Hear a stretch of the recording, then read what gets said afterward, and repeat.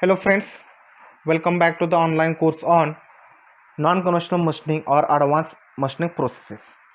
Today we are going to discuss further part about electrochemical machining. So let us start with the advantages of ECM process. As we know that ECM offers impressive and long-lasting advantages. So first advantage is that it can machine highly complicated and curved shapes in a single pass. A single tool has been used to machine a large number of pieces without any loss in its shape and size. Theoretically, tool life is very high. The process offers several advantages also, which are the machinability of the workpiece material is independent of its physical and mechanical properties. Machined surface are trace and burr free, having good surface finish. Best surface finish obtained is in the range of 0.1 to 1 micron. Better corrosion resistant and better accuracy.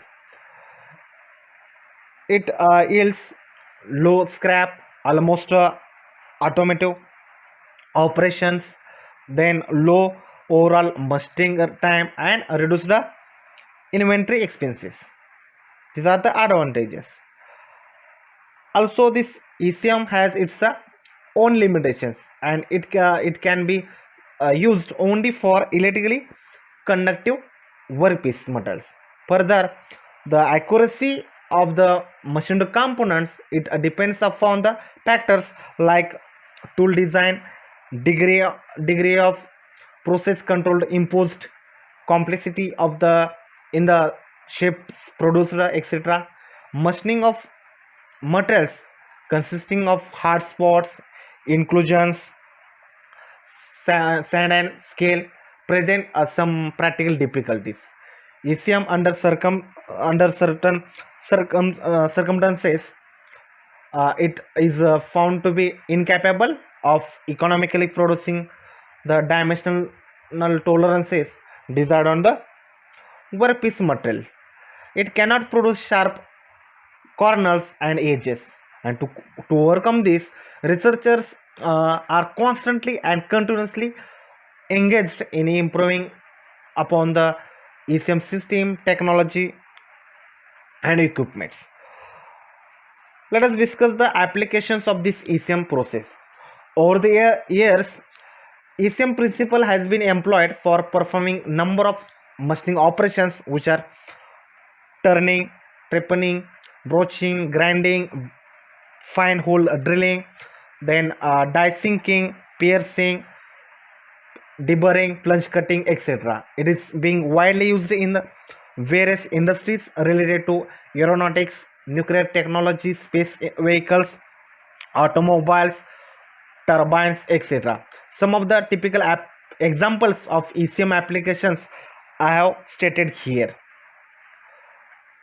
Machining of turbine blades made up of high strength temperature resistance alloys, then coping of internal and external surfaces, cutting of curvilinear slots, machining of internal integrate patterns, then production of long curved profiles, machining of gears, production of integrally bladed nozzle in diesel locomotives. Also, production of stellite rings and connecting rods are possible using this ECM process. Machining of thin, large diameter diaphragms, etc., are possible using this ECM process. This process has attracted the maximum attentions of those involved in the machining of hard and tough metals, especially with complex counters. However, the capability of this process have not been exploited to its fullest extent, mainly because of inherent problems associated with the tool design and the environmental friendliness. So that is reported by some of the researchers. Now, it is important to know the effect of ECM on the mechanical properties of the electrochemically machined parts or the components. This will greatly affect the acceptability of the process in different industries. Hardly any evidence is available about the hydrogen embrittlement of the electrochemical machined components. The basic reason being that hydrogen is evolved at cathode while metal removal is taking place due to the anode dissolution at the anode. It has been reported that no effect of ECM on ductility, yield strength, ultimate strength, and micro hardness of the machined components. Surface layers damaged during this conventional machining or by some other processes may be removed by this ECM process, and this may result in improvement in the properties of the workpiece material. However, such a removal of layers from the workpiece surface, it reduces the fatigue strength of the conventionally machined component, and the conventional machined component or the surfaces have compressive residual stresses which are responsible for higher fatigue strength.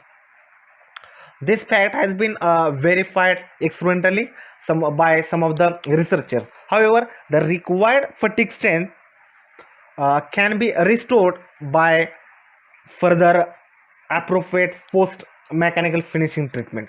These subsequent mechanical treatments impart compressive stress to the surface so that the resulting workpiece can exhibit fatigue properties comparable to or better than those of the mechanically machined parts. And the surface finish produced by this electrochemical machining may also be a source of the reduction in fatigue properties, and the surface produced by this ECM process generally have better wear, friction and corrosion resistant properties than those workpiece or machine components produced by the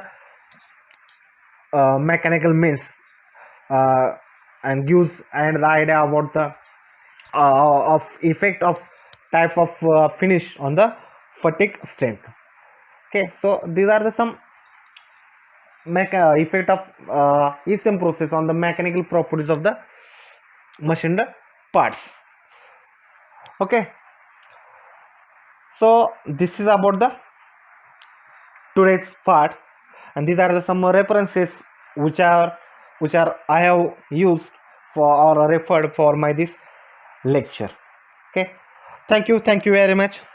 If you have not subscribed our YouTube channel, please subscribe it, and don't forget to click on the bell icon for notification of latest video. Thank you very much. Hopefully you might have enjoyed the lecture. Then please do like the video and know your thoughts in comments.